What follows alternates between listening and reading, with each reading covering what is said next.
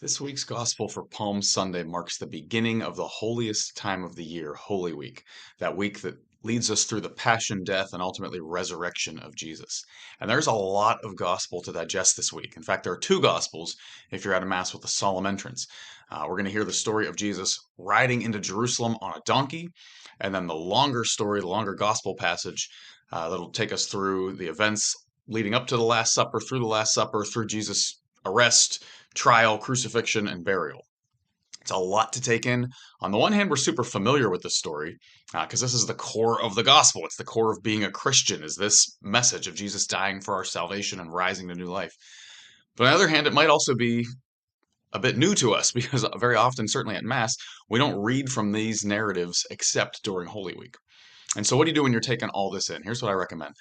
Pay attention as you're reading through this, as you're hearing this at Mass, as you're reading through it at home. Try to read through it again. Pay attention for which character resonates with you the most this year. It could be because you identify with that person and their circumstances, or it could just be a peculiarity in the way that they respond to what's going on around them.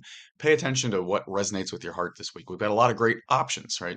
There are several characters in these narratives who just give all of their resources, all of their stuff to the Lord. Right at the very beginning, we've got the owner of the donkey, where the apostles are told, just go in and take this guy's donkey. And if he asks, just say the master has need of it. And the guy's like, all right. You've got the owner of the upper room, similar thing. All right, take my house, use my room. You've got the woman who anoints Jesus's feet with the perfumed oil. Here's the most expensive thing I can come up with, and it's yours, Lord. What is your gift that you can offer to the Lord? Maybe that's who resonates with you. Maybe you're with that band of apostles who are very confused throughout this whole thing, right? Especially those three in the garden after the Last Supper. They want to be with Jesus. They want to pray. Maybe that's you, right? You want to hang out with Jesus. You want to spend time with the Lord. But when you do, you just kind of get bored and fall asleep, or it doesn't make sense. It doesn't feel right. So maybe that's you. Maybe you identify specifically with Peter, one of those three. Peter, so excited to follow Jesus. Lord, I will die with you. Should we bring swords? Right? What do we need to do this? And then when push comes to shove and a little girl asks him, hey, aren't you one of his followers? He's like, I don't even know the guy. Right? Maybe that's you in your personal life. You're excited for Jesus privately, but in public, you're like, I don't know. I can't identify with this guy. Um, Maybe you're Pilate, this conflicted guy who ultimately fails to do what's right.